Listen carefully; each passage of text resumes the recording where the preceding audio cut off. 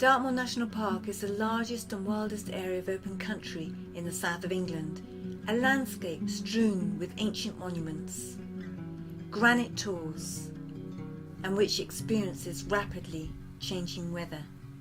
But it is probably best known for its ponies. Ponies have roamed Dartmoor for thousands of years. The first mention of them is in the Domesday Book. Early tin workers used them as pack ponies to bring tin off the moor, and after that era, while some ponies were left to roam free on the moor, others were used for farm work, mainly shepherding and for transport. The upland farmers have rights that go back centuries, allowing them to graze stock freely on the open common, which are usually branded or earmarked.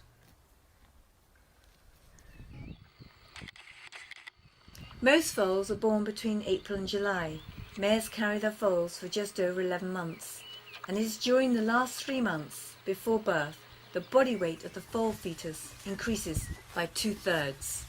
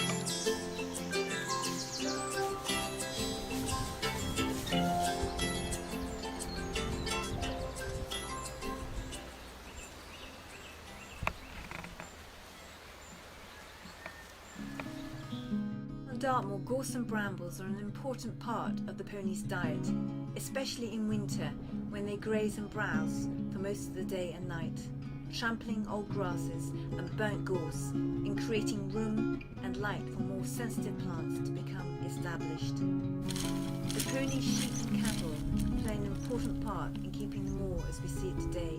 Without them, it would quickly become an impenetrable wilderness.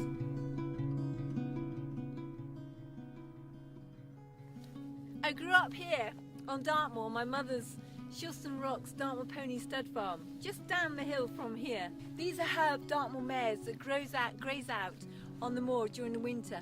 In the spring they'll come back onto the farm to have their foals, and some of them will go on to be shown at the county shows. I can't remember when I first started to ride, but I remember well when my parents brought a bright bay pony wrapped in brown paper into the kitchen on my birthday. His name was Little Goose. I'd walk back from primary school, jump on bareback and charge around the moor playing cowboys and Indians. Falling off a lot. Decades later, my dream of being a cowboy in the wild west of America became true as I rode quarter horses from Mexico to Canada. I've always loved to be out here photographing the ponies. They've been friends and a great comfort, as in school I struggled a lot with dyslexia and then my parents split up. Now my dream is to set up ranches in New Zealand and Colorado with these ponies for children and adults to help them heal physically and emotionally and at the same time help promote these ponies. These Dartmoor ponies are, with their super temperaments, the best small children's ponies in the world. Putting action to my dream, I exported 2 of my mother's Dartmoor 3-year-old fillies to New Zealand earlier this year, Shilston Rock's Sugar Snap and Shilston Rock's Mountain Bay. As flying these fillies was an extremely expensive undertaking, we put them in foal in the middle of the British wintertime, so they would have foals in the New Zealand spring. In fact, flying 4 for the price of 2, although this did add more complications to the already complex import regulations, and expense for the more expensive vet checks.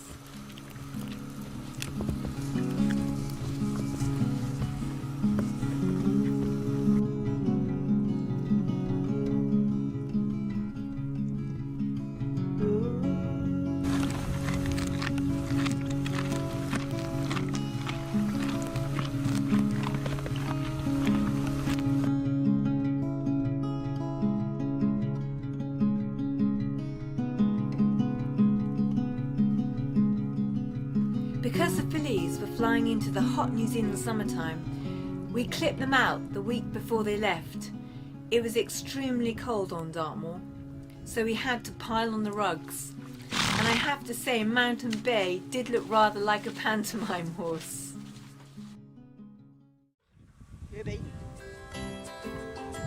They left the snow behind them on Dartmoor, and after quarantine in both England and New Zealand, they eventually arrived in Hawke's Bay in a drought.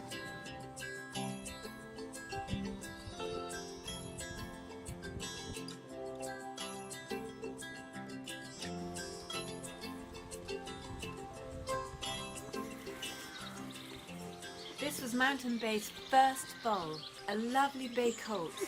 She was a bit puzzled by him to begin with. We called him Mountain Man.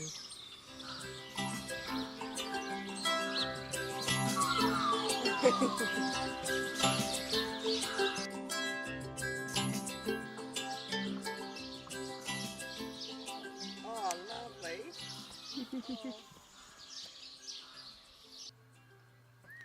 A few weeks later, Sugar Snap had a bay filly we were calling Meadow Sweet. Both foals looked like their sire, Shilston Rock's North Countryman.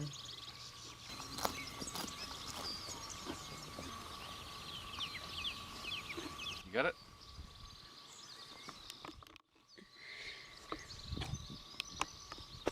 Come on, I want my hat back.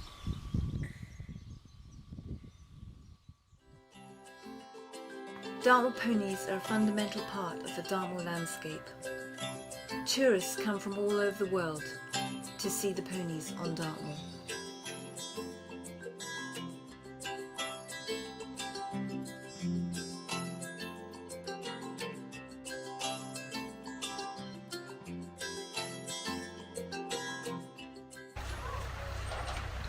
Once a year the ponies are shown at the famous Widdicombe Fair.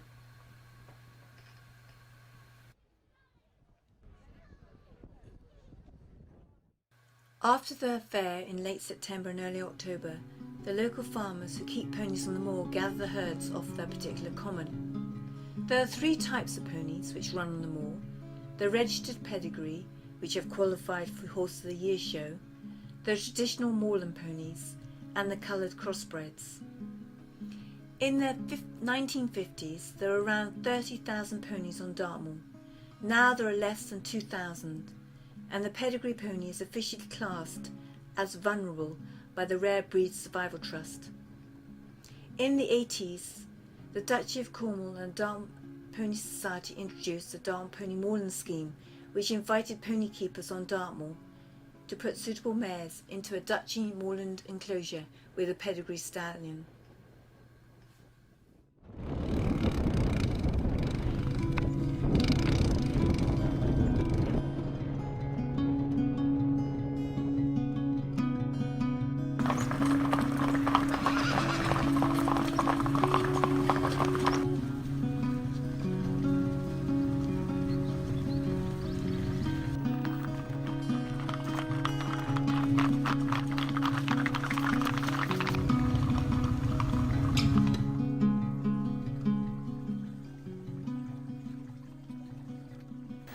The colours of the traditional and purebred Dharma pony range from bay, brown, black, grey, chestnut and roan.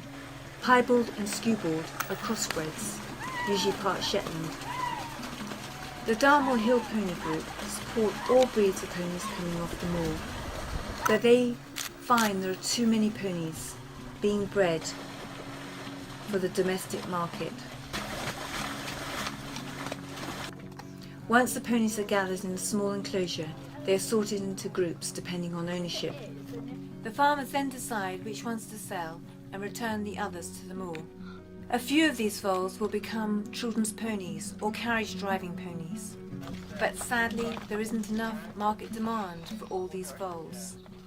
The reality is most will be shot and their meat will be used at the local zoos. The Dartmoor Heritage Trust was formed to prevent the ancient bloodlines of the indigenous Dartmoor ponies from extinction and to maintain its presence on the moor, protecting our heritage for future generations. After filming the drift this year, I chose 2 traditional type Dartmoor fillies from the long-established Dunstan herd and adopted them into the Dartmoor Pony Heritage Trust. I named them Dunstan Whittleborough and Pudgham after the area of the moor where they had been born. As the demand for ponies has plummeted and many moorland farmers are coming to the conclusion that keeping herds on the moor is no longer financially viable, so traditional herds along with their bloodlines are vanishing forever.